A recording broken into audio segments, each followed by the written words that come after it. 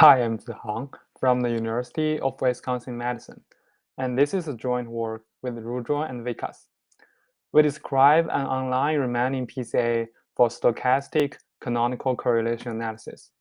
Here, online means that our algorithm only sees one or a few samples per iteration.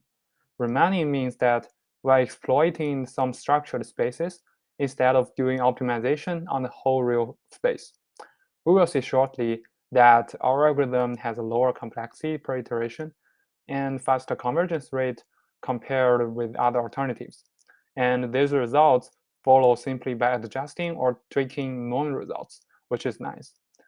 We show that our algorithm works well on both static datasets and settings where the representations are being learned, say within a deep neural network. First, let's briefly look at the setting of the canonical correlation analysis, or CCA. We assume that we have a view x of the data, represented by the vector here, and another view y of the data, which can be possibly correlated with x. Since x and y can be high-dimensional, we transform them to a lower dimension space using a linear map. Next, we compute the correlation score between these two vectors, and we optimize the linear map such that the correlation is maximized, subject to certain constraints. The range of application of CCA is quite broad. In neuroimaging, X could be one image modality and Y could be another image modality. And we want to find how these two are correlated. Similarly, in computer vision, X could be a 2D image and 3D, and Y could be a corresponding 3D image. And in natural language processing, X could be an English sentence and Y could be a Chinese sentence, etc. Now let's look more closely at the formulation of CCA. Here, Cx is the sample covariance matrix of X, and Cy is the sample covariance matrix of Y. In this example, the Cx could come from all the 2D images, and Cy could be computed from all the 3D images. U and V are the transformation matrices which we want to optimize, and K is the number of components that we want, which refers to the dimension after transformation. Note that to solve CCA, this specific formulation actually allows a closed form solution. If we denote T as the product of these three matrices, and we perform an SVD to get the left and right singular vector, then we can directly calculate the optimal U and V using this formulation. The problem then is solved, then we're done. However, this closed form solution is difficult to scale to large datasets, and there are two main challenges. One is that the SVD operation costs d cube time and space. Note that d here could be very large.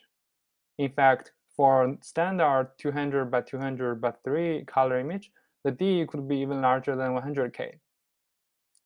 Of course, we can cut down the complexity a little bit via randomized strategies.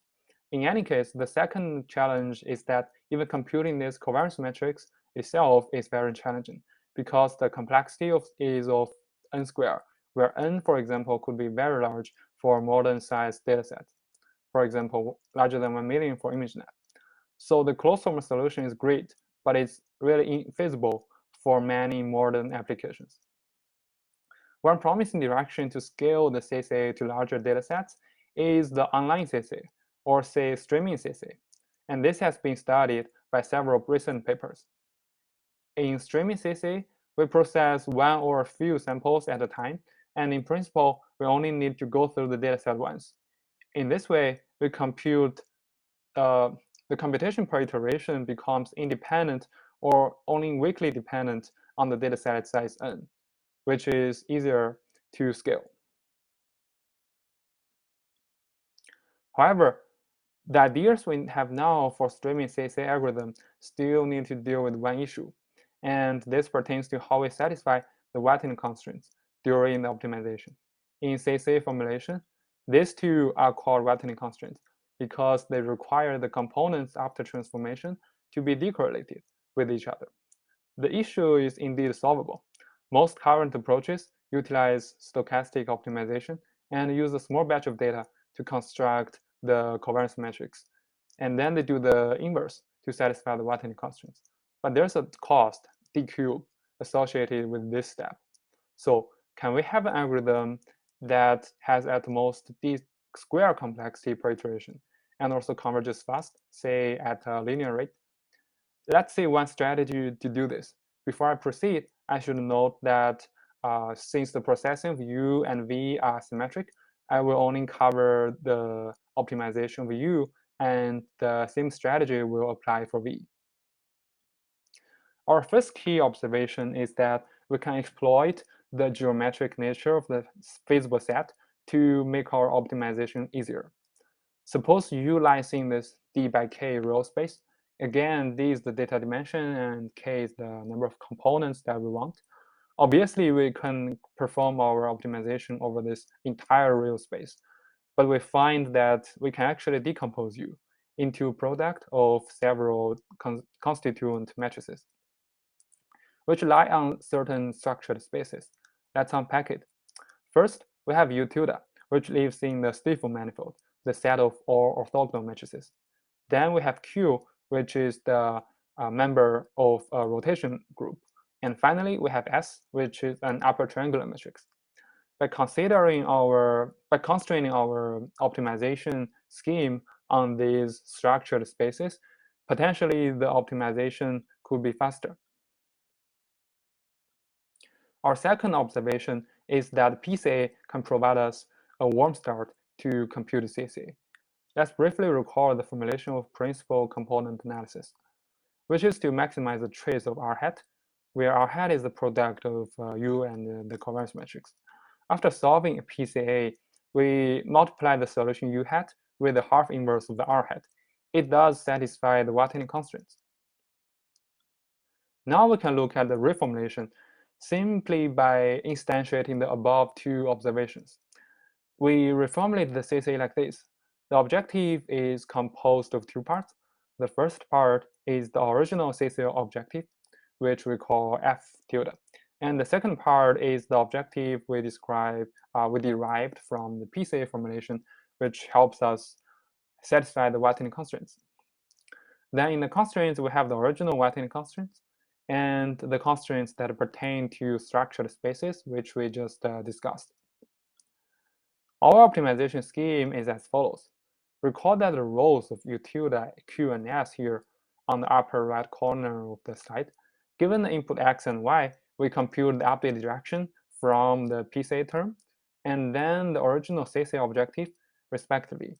After this, we sum these two together to get our final updated direction.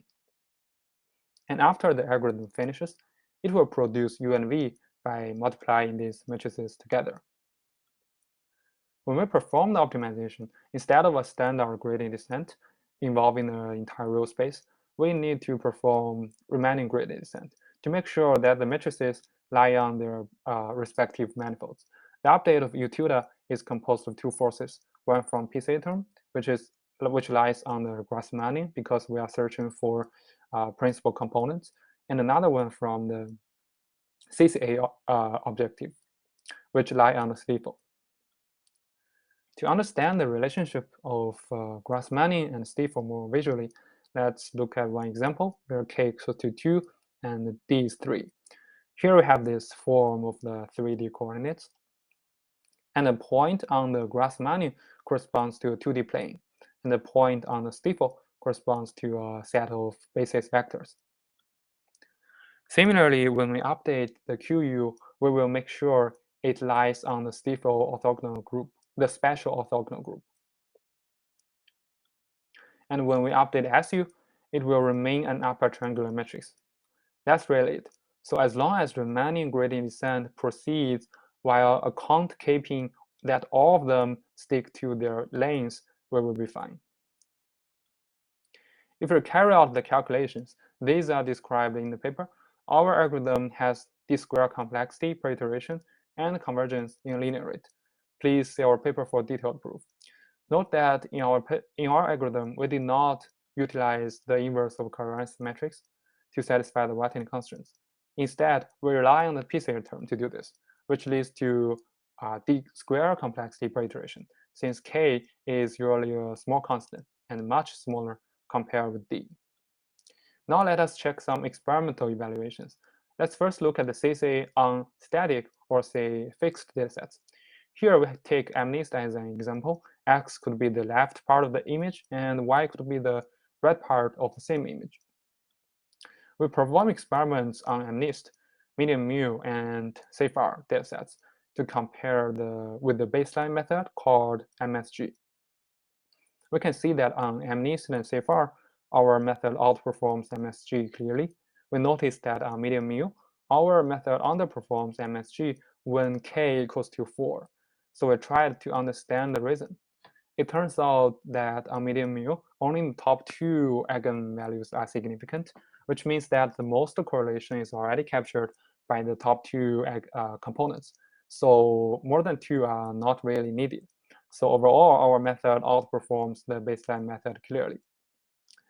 So instead of feeding the raw data to CCA in this experiment, we test it within the DeepCCA setting, where the input to the CCA algorithm is the feature vector extracted by a deep neural network.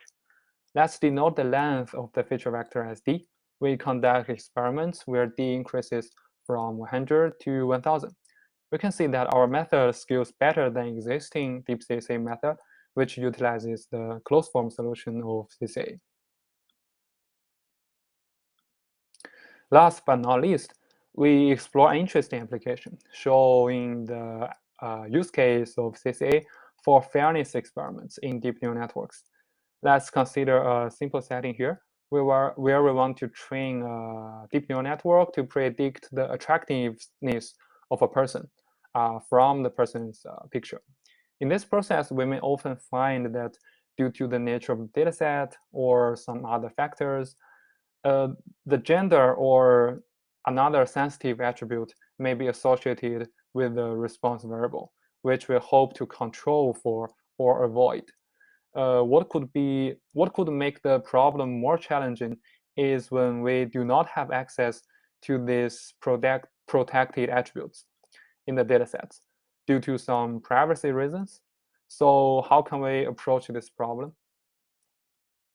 In fact, although the data of protected attributes may not be easy to obtain, we may assume access to a pre-trained model, which was trained on these protected attributes. And as we see, we don't need access to the predictions from such a model.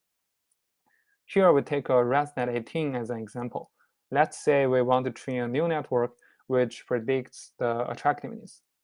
Since we do not want gender or another sensitive attribute to influence our prediction of attractiveness, their correlation in the feature space should be minimized. So during training, we add an extra loss term based on the correlation computed by our streaming CCA algorithm.